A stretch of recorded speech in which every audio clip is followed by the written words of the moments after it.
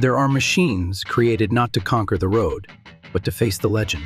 A machine that, even from the moment it was still on the drawing board, was destined to be the ultimate weapon in a race for speed.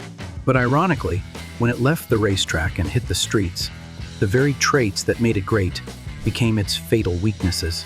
The Boss 429, an engine that Ford once hoped would destroy its competitors on the NASCAR racetrack, has become one of the most misunderstood machines in the history of American muscle cars. So, what happened? Why did a monster with a racing-inspired design, possessing top-tier technology, at the end of the 1960s, disappoint many car enthusiasts when it came to real-world performance? And more importantly, have we been misjudging the Boss 429 for decades? Today, we will decode this strange machine, not only through the eyes of a car enthusiast, but with the mindset of an engineer.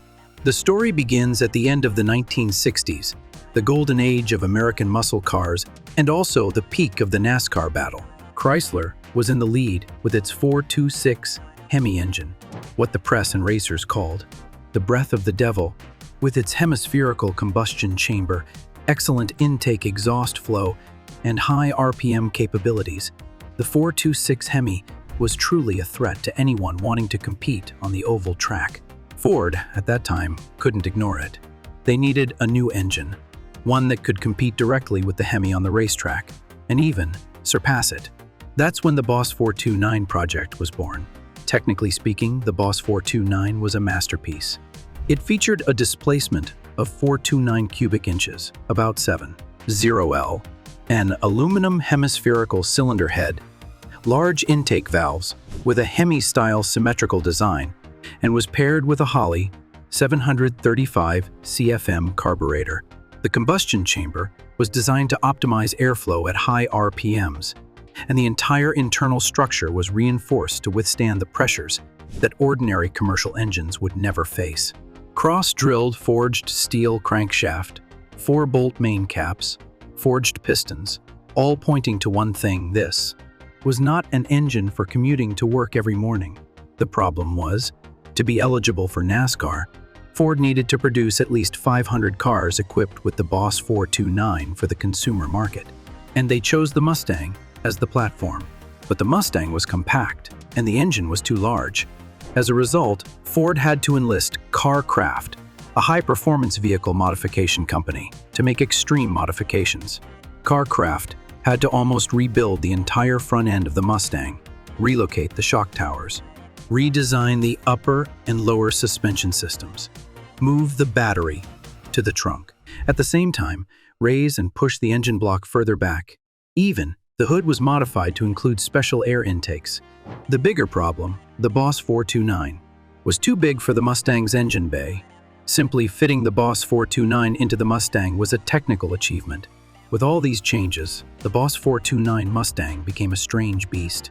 It looked aggressive, roared with power, but when it hit the streets, it couldn't deliver what people expected from a muscle car. And that's when the misunderstandings began. Basically, the Boss 429 was optimized for high RPMs. Its large intake ports and hemispherical combustion chamber allowed it to breathe incredibly well when the tachometer exceeded 5.0 RPM. But on the streets, where drivers only run between 2,000 to 3,500 RPM, that design became a disadvantage. The airflow into the combustion chamber wasn't strong enough to generate significant torque. The throttle response was slower compared to smaller engines like the Boss 302 or 428 Cobra Jet. As a result, people felt the Boss 429 lacked punch, something unexpected from such a powerful machine. It got worse. The engine being positioned further forward and higher up changed the car's center of gravity. Despite Ford upgrading the suspension, adding a large sway bar, using larger axles, and Magnum 500 wheels, the car still had a front-heavy feel, and the steering lacked precision.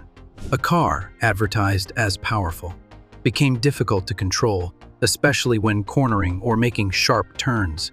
That was the experience that many Boss 429 Mustang buyers weren't prepared to accept. Not to mention, the large engine made maintenance complicated. What would normally be simple tasks, like changing spark plugs, adjusting the carburetor, or checking the valves took far more time than usual. But what truly made the Boss 429 strange was its cylinder head sealing system. Instead of using traditional gaskets, Ford equipped it with a Cooper ring combined with an O-ring to maximize pressure tolerance. This technology was ideal for racing, but a nightmare for dealership mechanics. Many technicians had never seen such a system before. Thus, repairs became extremely tricky. Ford tried to smooth out the engine by using a hydraulic camshaft instead of a solid camshaft. But that wasn't enough to improve low RPM performance. Simply put, the problem lay in the overall architecture. The Boss 429 was never designed to run on city streets. It was a racing engine wrapped in the body of a streetcar, and no matter how hard people tried to bend it, it couldn't change its nature. The result was, despite its advanced technical systems, the Boss 429 was still seen as out of place compared to the rest of the muscle car world. In the years 1969 and 1970, only about 1,359 Boss 429 Mustangs were produced. About half of them used a more powerful T-code engine version, with a lighter connecting rod and a solid camshaft. But no matter the version, the Boss 429 always carried within it a conflict between the ideals of racing and the reality of street driving. By now, many rushed to conclude that the Boss 429 was a failure, a costly mistake by Ford. But they were wrong, because the truth is, the life of the Boss 429 didn't stop at those narrow city streets or those initial jerky accelerations. Although once criticized as a clumsy machine on the streets, the Boss 429 was never truly given the chance to showcase itself in the environment it was born to dominate. But then, that changed. First, let's talk about the reasons why the Boss 429 was considered a failure. In addition to its overly large intake ports and poor low RPM response, as previously mentioned, it also contained factors that worked against the average user. One of them was the weight of the rotating assembly, from the pistons, connecting rods to the crankshaft, all of which were very heavy as they were reinforced for racing purposes. This made modifying the engine with a new cam and carburetor swap less effective than other models. With the Boss 429, simply changing the camshaft without adjusting the entire intake exhaust system could even make the car run worse. Sam Oxier Jr., a famous drag racer at the time, tested the Boss 429 in speed trials. He shared that, even after tuning, the engine still struggled to generate enough torque to compete with opponents in the 1/4 mile race. It simply didn't launch as expected. In fact, many Mustang Boss 429 cars even lost to models with smaller Ford engines in acceleration times, disappointing many drag enthusiasts of the time. Additionally, a major flaw in the first production batch made things even worse. Ford used valve springs that weren't strong enough to handle the high RPMs the Boss 429 required.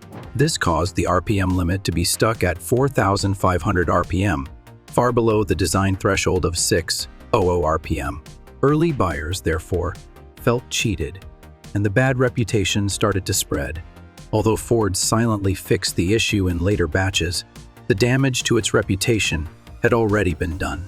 The next issue came from the cooling system. Due to the cramped engine bay and poor airflow, the Boss 429 was prone to overheating when operating in urban environments or hot weather. Many owners had to install additional cooling fans, upgraded radiators, or switch to different oil types just to keep the temperature stable, something that no one expects when buying a high-performance car. And then, it wasn't over yet. As mentioned earlier, Ford decided to replace the 427 camera engine, which had been incredibly successful in drag racing, with the Boss 429 as the new choice. But this caused many professional racers to turn their backs. The camera was lighter, easier to tune, familiar to the drag community, and most importantly, it had been proven. Meanwhile, the Boss 429 was still an unknown, and more showed it was not suited for traditional tuning. This replacement created a technical and emotional void in the high-performance car community at the time. With all these reasons, the Boss 429 gradually faded from the spotlight. Production ended after the 1970 model, and Ford didn't continue improving the engine for later generations. Many thought the story had ended, and the Boss 429 would forever be a sad chapter in Ford's history. But then, something unexpected happened. In the early 1980s, the National Hot Rod Association, NHRA, introduced a new rule, allowing engines up to 500 cubic inches in the Pro Stock category. And this opened an unprecedented door for the Boss 429. Racers like Ronnie Sox and Bob Glidden realized that, if used correctly, the hemispherical cylinder head of the Boss 429 could become a huge advantage in the world of professional drag racing, where every thousandth of a second makes a difference. Ronnie Sox, an IHRA legend, used the Boss 429 engine in his Mustang and won the Pro Stock Championship in 1981. This wasn't luck. It was the result of optimizing the entire system, increasing the displacement to 500 using a powerful solid camshaft, combining specialized intake exhaust systems and extreme RPM control. For the first time in its life, the Boss 429 was freed. Then came Bob Glidden, who was not only a driver, but also a technical genius. He used the Boss 429 in his Thunderbird and continuously dominated the NHRA Pro Stock Championship from 1985 to 1989. Glidden exploited the underrated advantages: large hemispherical cylinder heads, combustion chambers optimized for high RPM airflow, and the incredible durability of the crankshaft. Under his hands, the Boss 429 wasn't just powerful, it was reliable. Two qualities that had been doubted for the entire previous decade. From here on, the story completely changed. Car enthusiasts began to view the Boss 429 with a new perspective. No longer the failed machine of Ford, but a symbol of untapped power, simply placed in the wrong environment, at the wrong time. And when the classic car collecting movement started booming, from the late 90s onwards, the Boss 429 Mustang became a highly valuable commodity, with only 1,359 units produced, each one requiring complex manual modifications from car craft. It was not just a car, but a legacy, an object encapsulating the entire story of technical achievements, racing culture, and the lesson of daring. Today, an original Boss 429 can fetch over $400,000 at auctions.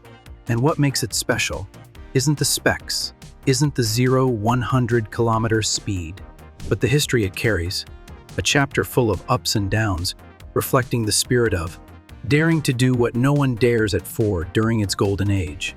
So, is the Boss 429 a failure or a misunderstood masterpiece? The answer might lie in how you perceive it. If you judge a beast, when it's chained up, you'll see nothing but awkwardness. But if you let it roam freely where it belongs, the racetrack, you'll understand why it was born. If you think the story of the Boss 429 machine is worth it, don't forget to hit subscribe, like, and share the video to spread the car passion to more people. Because the most fascinating secrets are often in the things the manufacturer doesn't want you to know. See you next time.